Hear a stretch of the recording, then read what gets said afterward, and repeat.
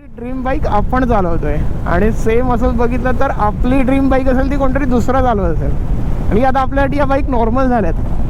But still यार blessed आहे. ही जी life आपण जगू शकतो ना खरंच खूप चांगली आणि आपण खरंच ब्लेस्ड आहे. MP च्या छोट्या छोट्या गावातनं चाललोय आम्ही. एवढं ना मस्त वाटतं दोन्ही साईडला झाडं. अब रुकना नहीं झुकना नहीं और ठुकना तो बिल्कुल नहीं.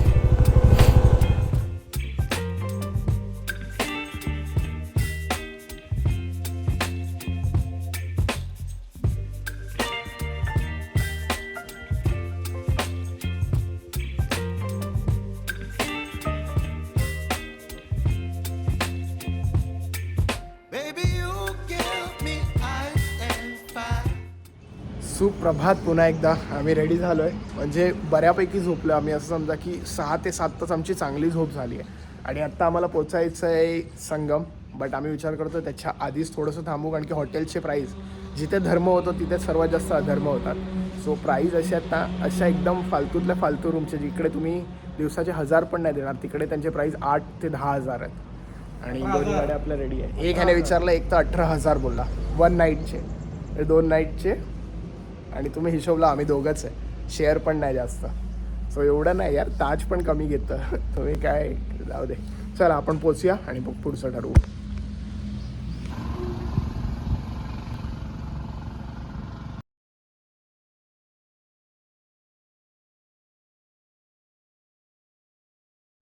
All right. टाईम बघा 11:30 वाजल्यात. आपल्या हॉटेलपासून जस्ट 1 किलोमीटरवरती या ढाब्यामध्ये आम्ही खूप काही खाल्लं आहे आणि आता पोट असं भरलं आहे की आता डायरेक्ट 3-4 वाजता ब्रेक होईल.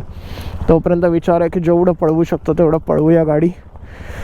आणि पराठे खाल्ले तर दोघांनी मिळून 4-5 पराठे खाल्लेत.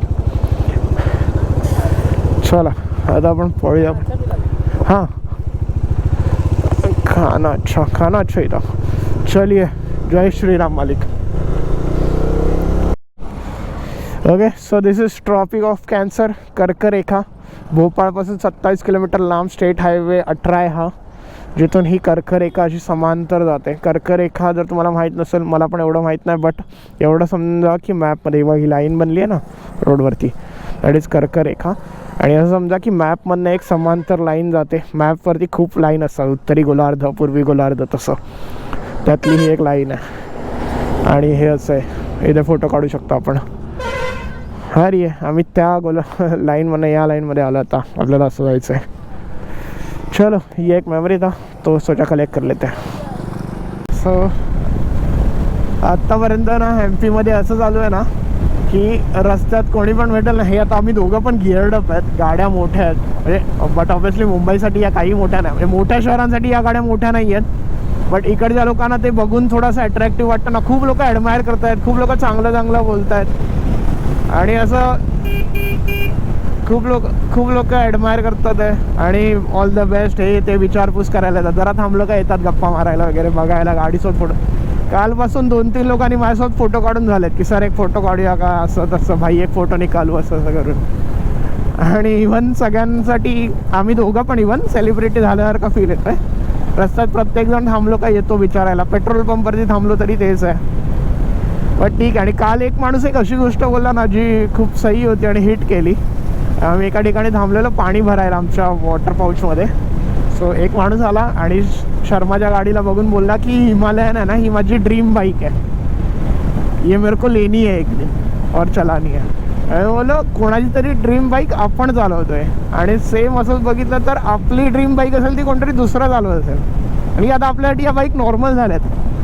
बट स्टील यार ब्लेस्ड आहे. ही जी लाईफ आपण जगू शकतो ना खरंच खूप चांगली आणि आपण खरंच ब्लेस्ड आहे सगळेच. म्हणजे तुम्ही तुमच्या लाईफमध्ये आधी 5,000 वरती असणार आणि आता 15,000 वरती आला आहेत ना, तरी पण तुम्ही लाईफमध्ये सक्सेसफुल आहात. असं नाही की तुम्ही 1 लाख केले तर तुम्ही सक्सेसफुल आहात. तुम्ही तुमच्या कालपासून तुमच्या आजमध्ये एवढा फरक असणार आहे ना. लाईफस्टाईल सगळ्यामध्ये पकडा. That is the thing. त्यासाठी जगायला मजा येते आणि आम्हाला तर अशी पण मजा येते. फालतूगिरी चालू आहे. 2 मित्र भेटल्यात खूप टायमानं, तर बकचोदी तर होणारच होती. But let it be. चलो कॅमेरा बंद करतो, जास्त बडबड नाही करत आता. आम्ही दोघं पण पळवतो शकतो, छोटा रोड आहे बट सांभाळून पळवतो, कारण की गाव आहे. बट ऑब्विसली आता हे शेत आहे म्हणून इकडे पळवतो, गावाला स्पीड स्लो होतं. So wing commander Rahul Sharma त्यांच्या हिमालयन 411वर आणि विंग कमांडर प्रणव नाईक आपल्या बगीरावर पळवतो आम्ही मस्त. बघू, अजून खूप जायचं आहे आणि आम्ही एवढा टाईम काढला आहे ना सकाळपासून की काय सांगू. कर्व्स मस्त आहेत छोटे छोटे, रोड थोडा चांगला आहे, फक्त लोक नीट नाही चालवतात. तर MP च्या गावातनं चाललो आहे, दोन्ही साईडला मस्त सुंदर सुंदर झाडं आणि मधून आपण चाललो आहे. आता आम्ही थांबलेलो सुसू करायला म्हणून, नाही तर आम्ही स्पीडमध्येच होतो. बट आता हेल्मेटची काच वर गेली, मस्त थंड थंड वाटतंय. टेम्परेचर काल रात्री पण चांगलं होतं, भोपाळमध्ये ऑलमोस्ट 16 डिग्री होतं, थंडी लागत होती मस्त. सकाळी पण होता, आता सेम UPमध्ये पण 14-15 डिग्री असणार आहे. सो हे माझं सेकंड टाईम आहे या वर्षात MP मध्ये. आत्ता लास्टच म्हणजे न्यू इयरच्या स्टार्टलाच आपण आलेलो ह्याला महाकालेश्वर आणि ओंकारेश्वर. 2 जानेवारीला घरी पोचलेलो मी, तर तेव्हा पण एक झालं आणि आता हे परत एकदा MP मध्ये आलो आपण. आणि सुंदर आहे, लोक भेटतात ना, लोक तर असं ट्रीट करतात की आम्ही दोघं किती मोठे माणसं आहेत. आत्ता मागे पण थांबलेलो, ते आले, त्यांनी चहा विचारली, बोले घरी चला चहा प्यायला चला, असं तसं सगळे चौकशा, म्हणजे जस्ट लाईक क्युरिओसिटी की काहीतरी आम्ही दोघं वेगळे दिसतोय ना. असं नाही की आम्ही दोघं तिथून फिरतोय, खूप रायडर गेले असणार, बट आत्ता सध्या तरी आम्ही इथून चाललो आहे ना, आणि आम्ही थांबलो का ते येतात, असं कोण डिस्टर्ब नाही करत आहे. ठीक आहे, इट फील्स गुड. लागतं बायकर लोकांना. हे भारी आवाज येत आहे ना. आपण आता हायवेला कनेक्ट करतोय अशा काहीशा रोडवरनं.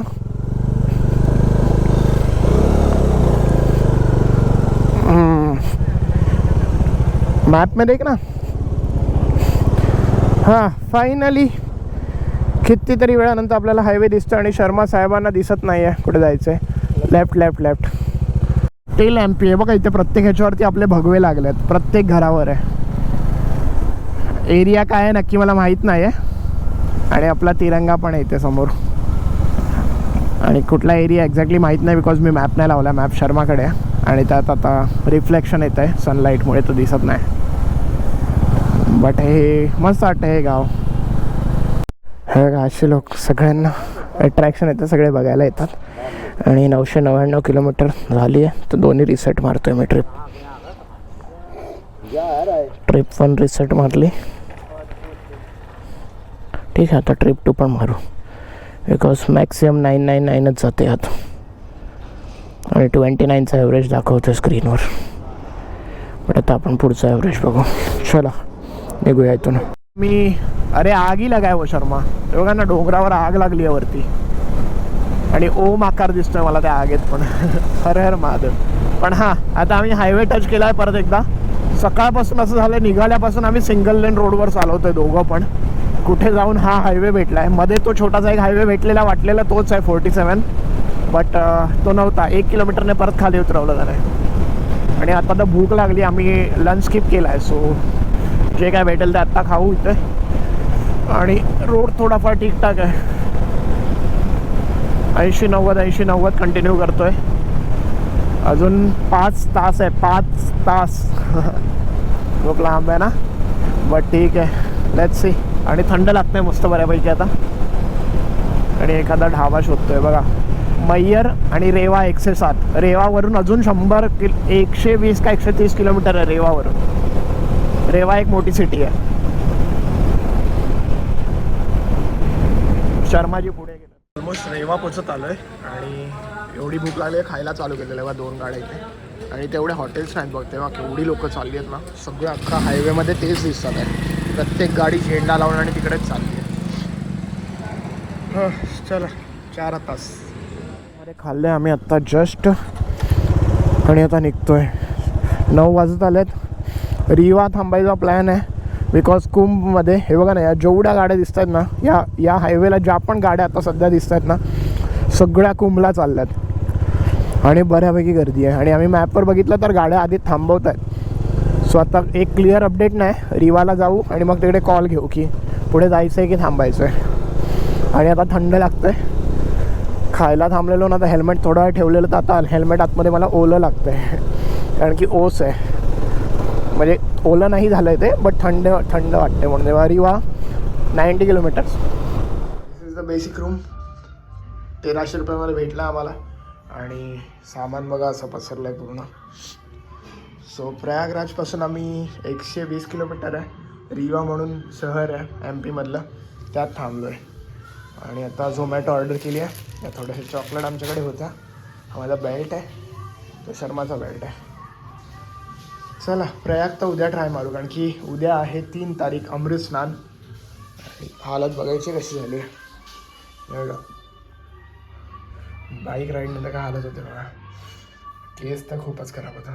सो उद्या आहे अमृत स्नान आणि अमृत स्नानामध्ये आपण खूप जास्त गर्दी असेल. सो लेट्स सी, बघू आता कसं काय होतं. आता 11 वाजलेत. चलो बाय बाय, गुड नाईट.